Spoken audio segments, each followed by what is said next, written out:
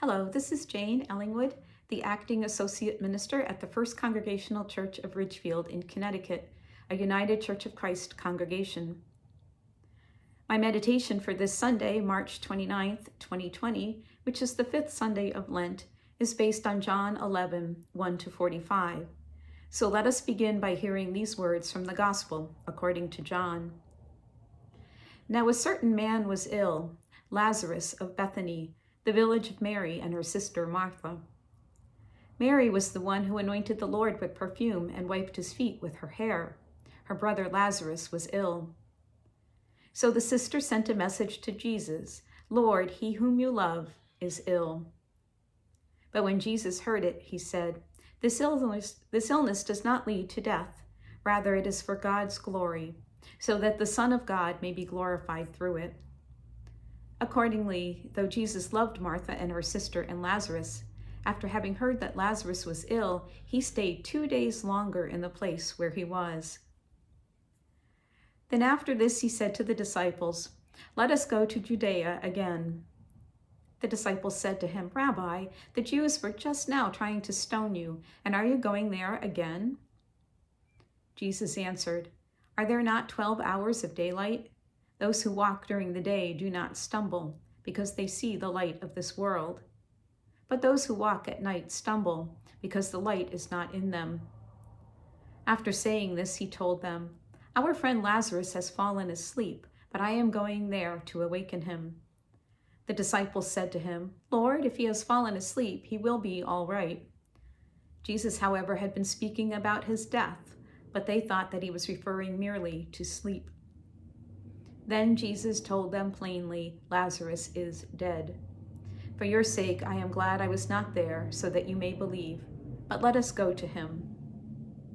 Thomas, who was called the twin, said to his fellow disciples, "Let us also go, that we may die with him." When Jesus arrived, he found that Lazarus had already been in the tomb 4 days. Now Bethany was near Jerusalem, some 2 miles away, and many of the Jews had come to Martha and Mary to console them about their brother. When Martha heard that Jesus was coming, she went and met him, while Mary stayed at home. Martha said to Jesus, "Lord, if you had been here, my brother would not have died. But even now I know that God will give you whatever you ask of him." Jesus said to her, "Your brother will rise again." Martha said to him, "I know that he will rise again in the resurrection on the last day." Jesus said to her, "I am the resurrection and the life. Those who believe in me, even though they die, will live, and everyone who lives and believes in me will never die. Do you believe this?" She said to him, "Yes, Lord, I believe that you are the Messiah, the Son of God, the one coming into the world." When she had said this, she went back and called her sister Mary and told her privately, "The teacher is here and is calling for you." And when she heard it, she got up quickly and went to him. Now Jesus had not yet come to the village, but was still at the place where Martha had met him. The Jews who were with her in the house, consoling her, saw Mary get up quickly and go out. They followed her because they thought that she was going to the tomb to weep there. When Mary came where Jesus was and saw him, she knelt at his feet and said to him, "Lord, if you had been here, my brother would not have died." When Jesus saw her weeping, and the Jews who came with her also weeping, he was greatly disturbed in spirit and deeply moved. He said, "Where have you laid him?" They said to him, "Lord, come and see." Jesus began to weep. So the Jews said, "See how he loved him." But some of them said, "Could not he who opened the eyes of the blind man have kept this man from dying?" Then Jesus, again greatly disturbed, came to the tomb. It was a cave, and a stone was lying against it. Jesus said, "Take away the stone." Martha, the sister of the dead man, said to him, "Lord, already there is a stench, because he has been dead 4 days." Jesus said to her, "Did I not tell you that if you believed, you would see the glory of God?" So they took away the stone, and Jesus looked upward and said, "Father, I thank you for having heard me. I knew that you always hear me, but I have said this for the sake of the crowd here, so that they may believe that you sent me." When he said this, he cried with a loud voice, "Lazarus, come out!" The dead man came out, his hands and feet bound with strips of cloth, and his feet wrapped in a cloth. Jesus said to them, "Unbind him and let him go." Many of the Jews, therefore, who had come with Mary and had seen what Jesus did, believed in him. Here end the words of the scripture.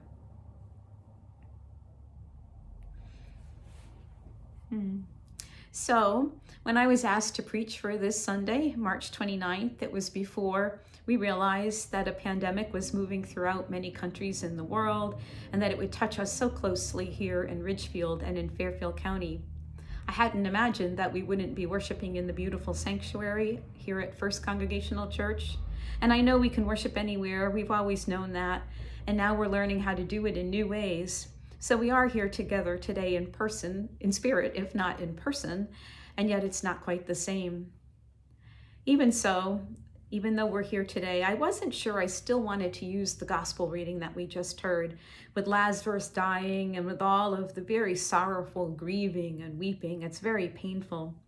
And I wasn't sure we would want to know that Jesus had allowed Lazarus' death to happen, and that Jesus had intentionally waited 2 days before going to see Lazarus after Mary and Martha had sent word to him that Lazarus was so ill. It's a really difficult thing to have to take in at a time like this where we're facing so much illness and some death. But then I did hear this story speaking to us today. I do think that it offers messages of hope for us, hope for God's presence in our lives, and it also offers us ways of looking at Jesus's proclamation that he spoke to Martha, "I am the resurrection and the life." What can this mean for us in the midst of all that is going on?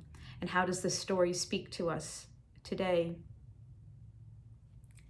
So let's start with what Jesus told his disciples in the beginning of our story. He tells them that he was glad that Lazarus was dead and that he had not been there, because Jesus wanted his disciples to develop their belief and their faith in God. And also he wanted them to understand who Jesus was and is. That certainly sounds like a test of faith to me, and some of us do feel like our faith is being tested today as we go through the pandemic and see how it is changing our lives. Some of us, because of this, are having doubts about God. Some people have asked, including myself sometimes, where God is and what is going on with the pandemic and in the disruptions of our daily lives and in the illnesses and the deaths of some people we love, and certainly some people we know in our communities or some people we read about in the papers. Others have wondered if God is somehow involved in this pandemic, somehow helping us to turn away from things that were or are bad for us and trying to give us time for reflection and to reprioritize our lives. We see good things coming out of bad, and some people wonder if this was God's plan and somehow God caused this to happen, this being the pandemic as well as the good things. I have to say to you, I don't believe that God causes bad things to happen to us or to other people. I'm with the Apostle Paul on this, that God can work through bad things and can work good in and through the things that happen to us, and that's true for us and for others. And I also think we see this today. We've noticed this in our own congregation here. There's so many examples of good things that you are doing, people in our congregation are doing for each other and for others in the community. We know about making calls, they're writing notes, people are arranging for food and for deliveries of other things. People are praying and caring for the sick. We're finding new ways to worship and new ways to be in fellowship together. And we're also finding ways to keep the church alive and vital in this time and doing something for the community. So new ways, new life, all these new things are going on in the midst of the pandemic. And this includes new ways of grieving or mourning, which I mention only because of the weeping and the mourning in our gospel passage, because we have to change what we do there too when people die. And all of these new ways spring up in the midst of our anxiety and our fear and sometimes our doubts. And I would offer, if our faith in God does waver, which is a very normal and human thing, perhaps we can see God's faithfulness to us through the good things that other people are doing. We are God's hands and Jesus's hands in the world. I also would like to tell you that I don't believe that God intentionally sets out to test us, especially if the testing comes through bad things that happen to us or to those we love. But to argue with myself, then we have to look at what Jesus was doing when he waited to go to Lazarus, allowing Lazarus to die because Jesus wanted his disciples to believe in and trust Jesus as well as God. As I said before, Jesus does seem to be setting up a test of faith for his disciples and his friends when he allowed for the pain and the suffering that Lazarus, Martha, and Mary went through. And these people, again, were his good friends. And why, I asked, did Jesus have to wait so long to go to Lazarus that by the time he got there, Lazarus had been dead for 4 days? Couldn't he have offered more room for hope that Lazarus might have been able to recover? I think this is one of the clues in the story. Jesus wanted Lazarus to be really dead, indisputably dead, so far gone that there's no way that anyone could say that it was anything other than the power and the presence of God through Jesus Christ that brought Lazarus back out of the tomb and into life again. For me, this has echoes of stories from the Hebrew scriptures where things are set up so that only God can be given credit for the things that happen. There's 2 stories that have stuck with me for a long time, and perhaps Jesus' disciples might have thought of these stories when he was speaking to them, or maybe the readers or the initial hearers of the Gospel of John might have thought of these 2 stories too. One of the stories is very ancient. It goes back to the time of the Judges, and this is when there was a Gideon who was a strong man. God wanted to show that God was going to win a battle for Gideon and for the ancient Israelites. Gideon had a lot of fighting men, but not as many fighting men as the enemy. And God still didn't want anyone on Gideon's side to think that they won the battle on their own. God wanted God to be the one to win the battle. So he trims Gideon's forces. He makes him take more men away until finally he gets down to only 300 men to fight. And this is too few ever to win the battle against the opposing forces. Gideon did know how to organize the 300 men, and he gave them hope for winning, so he played a part in this. But it was God's power and presence with them that ultimately won the day and enabled them to succeed. So the point was that God was the one who was most powerful and taking the most care of God's people.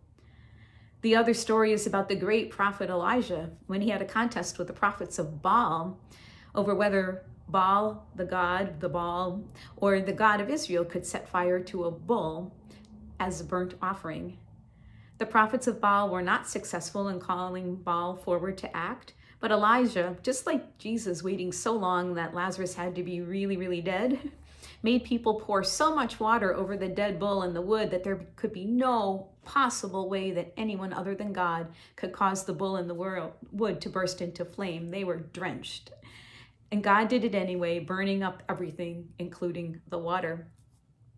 And Jesus, who proclaimed to Martha those great words of promise, "I am the resurrection and the life," brought Lazarus, a truly dead man, a man whose body was already decomposing, back to life. Jesus called Lazarus out of the tomb and into life again, something that God and the Son of God can do at any time, in any place, then, now, and in the future. So going back to my original argument with myself, I do have to concede that Jesus did say that he was putting his disciples and his friends through a test of faith. And the story ends by saying that many of the Jewish friends of Mary, Martha, and Lazarus believed in Jesus Christ as a result of seeing what he had done. This has echoes of the story of Jesus and the Samaritan woman at the well, when at the end of the story, not only the woman herself, but also the townspeople believed in Jesus and understood him to be the Messiah. But I think the gospel story we heard this morning represents more than a test of faith. With its echoes of the stories of Elijah and Gideon, the story of Jesus, Lazarus, Martha, and Mary is a story about God and Christ being with us and being more powerful than anything we are living through or suffering through. And they are more powerful than any of the laws or forces of the natural world. Their power is expressed in so many ways, through their presence and their love and compassion with and for us and for other people, and through their gifts to us of resurrection and renewed life here and now in our world and not just in the future. So I'll give us a challenge for the week ahead. Let us look around, whether we are staying inside as we've been asked to do, or venturing outdoors for some fresh air, doing it in a safe way, whether you're working or studying or engaged in other things at home, whether you're an essential worker and you have to leave the home.